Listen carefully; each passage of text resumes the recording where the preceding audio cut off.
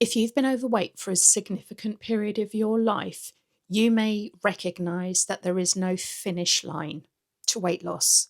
Whether you take Manjaro, you're doing an alternative diet program, or you're exercising, you may have the awareness that you're going to have to work at this maybe for the rest of your life. And if you're anything like me, you'll worry that when you stop Manjaro, the weight's just going to come rocketing back on. All hope is not lost. If you don't know me, my name is Ginger, and this is my channel Ginger Goes GLP-1, where we discuss all things GLP-1, and in my specific case, that's Manjaro. These midweek musings, I tend to go over just thoughts that I've had about my journey on Manjaro on a GLP-1, and how that relates to my history of weight, dieting, up and down, different weights, different sizes, different diet programs I've done all throughout the years. I'm not saying that there's no hope.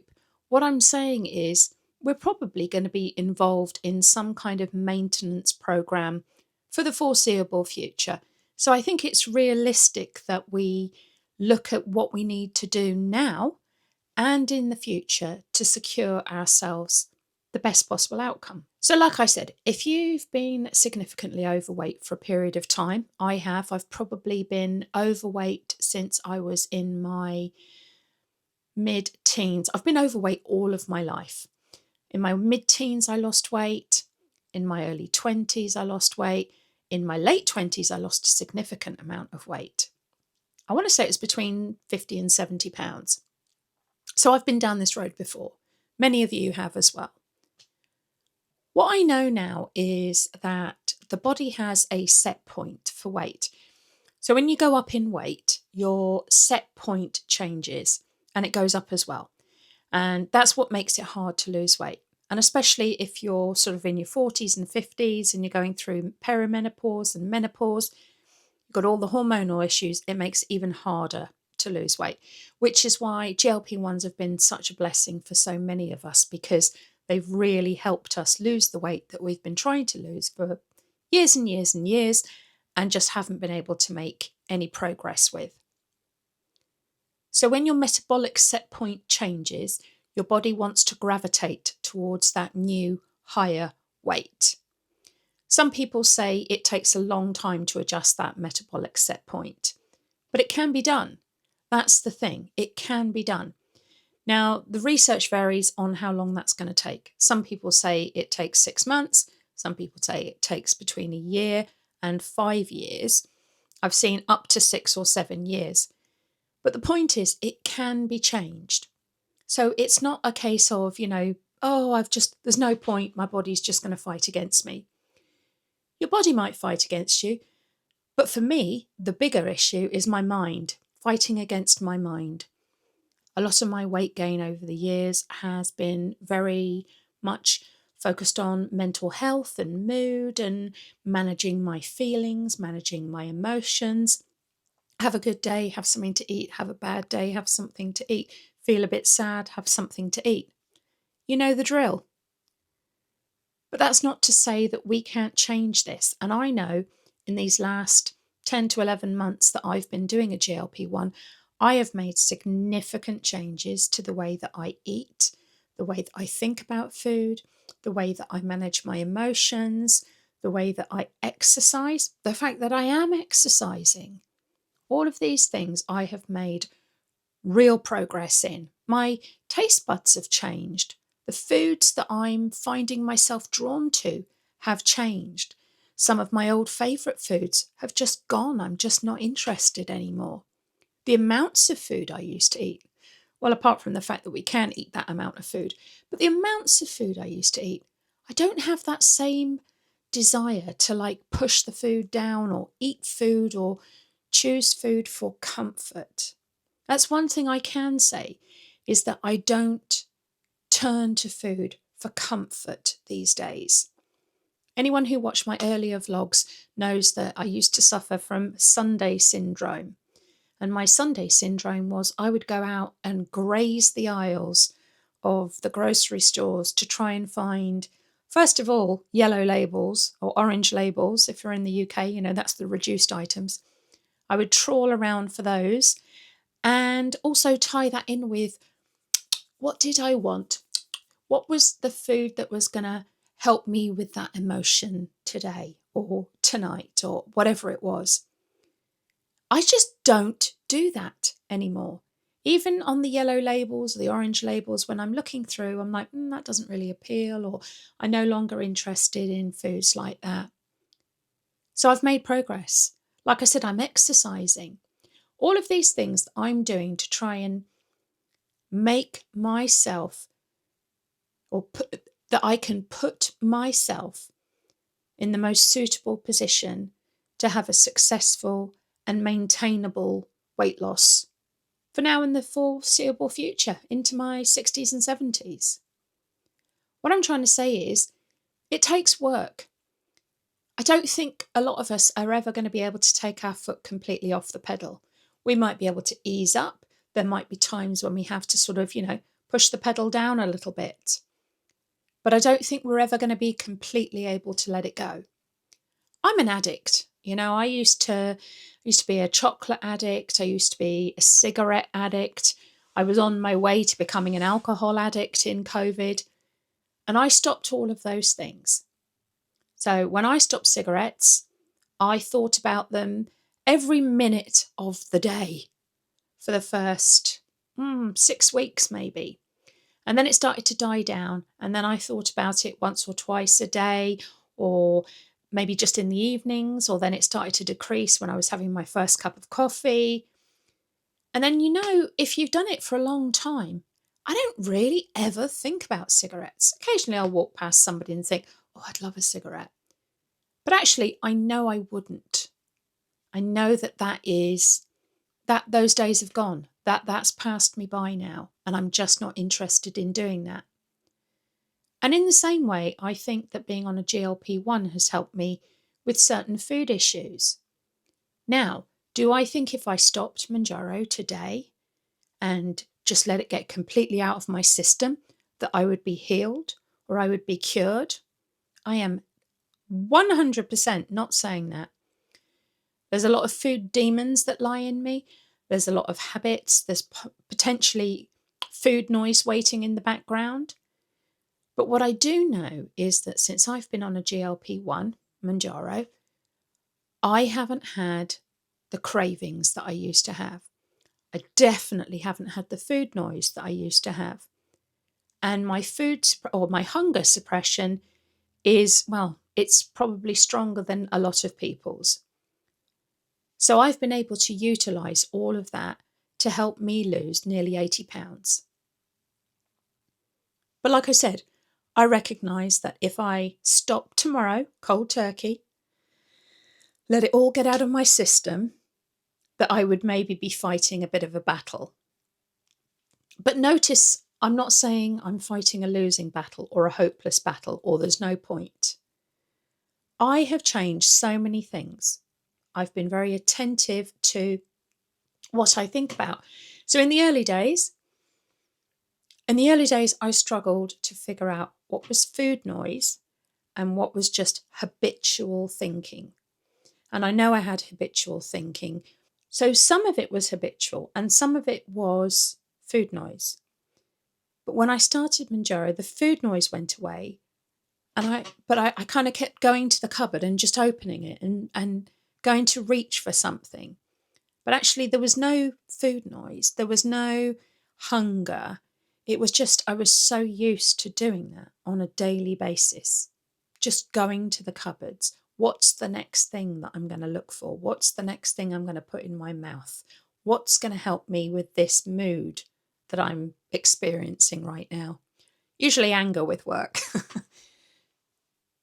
But I don't do that now. That slowly died down. So if you're in the beginning stages and you think, oh, I've still got food noise, have you? Or is it just habit?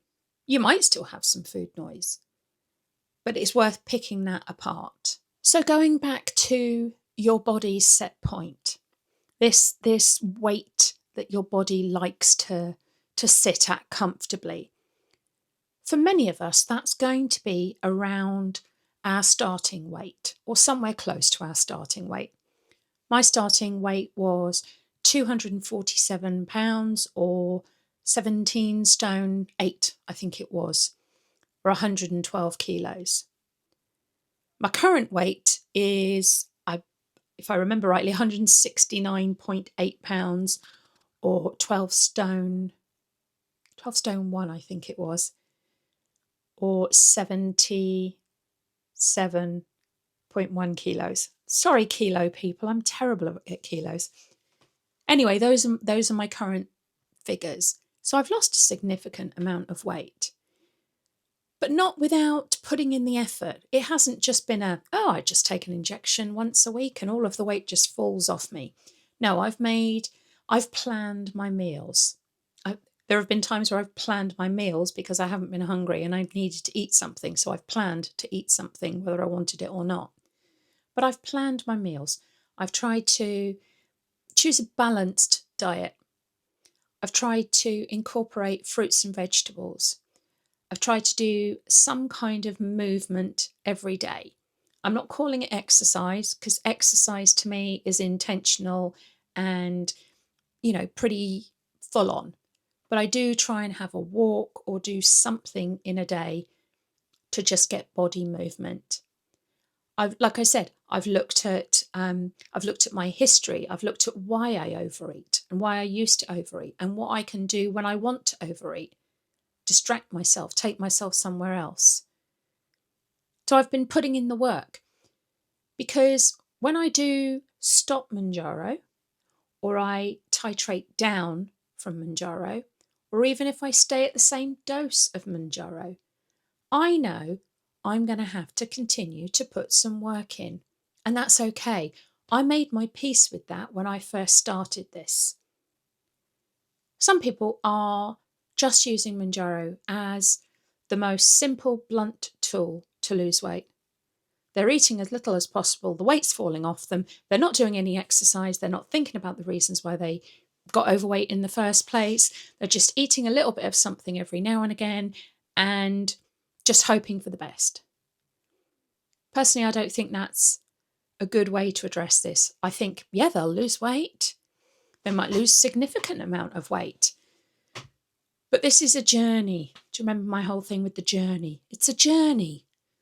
And it is, because the journey is teaching us what we need to know.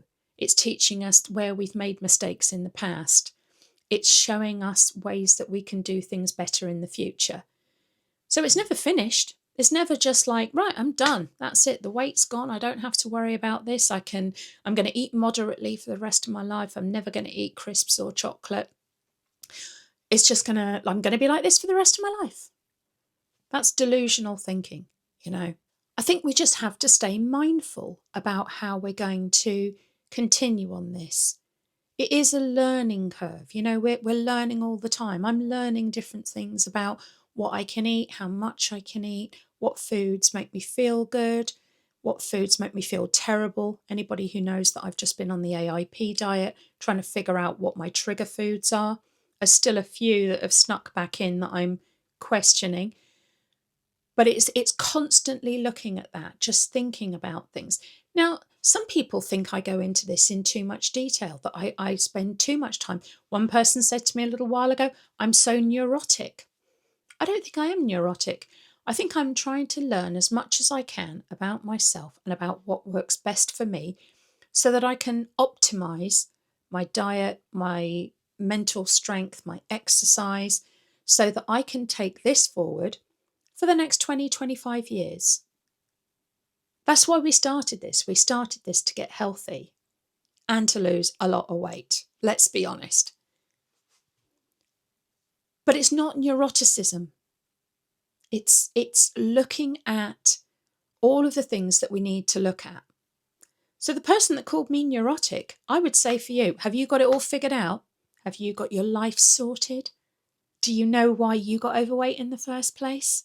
Or are you just letting Mounjaro just kill your appetite, and then you're eating minimal amount, and when you stop, slow down, or stay the same, the weight might creep up? I don't know. None of us know the future. But what we have to do is put ourselves in the best position to be able to maximise that future. Otherwise, we spent a couple of £1,000 on a medication that worked only while it was working in our body, and we haven't done anything else to support it. So I would encourage you that you don't have to go into it as much detail as me. I am a bit of an oddball, but I would encourage you to think about it sometimes. If you still find yourself on Manjaro, just like putting something mindlessly into your mouth, or eating a packet of crisps because you eat a packet of crisps every night, or, putting the extra spoonful of sugar in your tea when maybe you could do without it. I don't know. I'm just saying, take a minute. Like, am I doing this because I've always done it? Or is there something more behind it? Or is this something I can work on? Now, despite some of the mild side effects I've had, I do have fatigue. I've talked about that at length. I don't always sleep great, although my sleep has improved immensely since I've started on the ashwagandha. And even now that I don't take it every night, I'm still sleeping really well. Despite all of those side effects and things like that, I'm feeling really good. I'm feeling positive. I'm not thinking about food all the time. Because sometimes in the early days, you are still thinking about food, but in a different way. What I have noticed is my life has improved beyond my wildest expectations of how I would do on Manjaro. When I started this, I naively went into it thinking it was just going to be a medication that would stop my hunger, stop my food noise, and everything else would just carry on as normal. But it hasn't. It's been transformational for me. I will never, ever regret this period of my life, this almost 1 year now, and everything I've learned about myself, all the support I've had from people along the way, different things that I've put into practice, like I said, exercise, better eating, looking at history, things like that. All of that has made this quite a fabulous year, to be honest. And that's with all of the dramas and the, emotional roller coaster and the work issues and the mental health and things like that. I wouldn't take anything for that journey now, to sabotage Maya Angelou. I wouldn't take anything for it now. I have learned so much about myself, and I feel as a person in general that I'm a much better person than I was before I started this. It's not the miracle drug for everybody. Some people don't get on with it. Some people don't like it. Some people can't afford it. Some people go off it because they prefer to be able to stay in the body that they're in. All of those things are possible. But if you are doing well with it and you do want to keep up with that success, I would encourage you to just take some time every now and again, not like me, once a week, but just some time every now and again to review where you are, to review what you're doing, to think about what you're eating. Is there something that you can improve? Is there a new exercise that you can add? Is there something in your diet that maybe you could get rid of because you don't need it anymore? I'm not saying that is the thing, but just think about it. That's all I'm asking. So if you like what I have to say here, please do think about giving me a like, subscribe, and leave a comment down below. I do try and get round to all of the comments that I get, and I feel very supported by you, and I learn so much from you guys. It's amazing in the comments what you put down that give me pause for thought and reflection. You've been so supportive of me over the periods where I haven't been feeling my best. I have still come on here to try and do something and put up a little bit of something for you each week. And some of you have noticed those ones haven't been maybe as energetic or as well thought out. But your support through it has given me the strength to go on further and give me more things to think about and work on. So I really appreciate that. And I really appreciate all of you. And I hope everybody has the best journey that they can have. I was going to say I hope everyone has a similar journey to me, but minus all of the bad bits. But yeah, Thank you very much for taking the time to watch me. Like I said, I really do value your time, your comments, your support, and your sharing of knowledge and support to other people in the comments section. So thanks very much for that, and I will see you again at the weekend.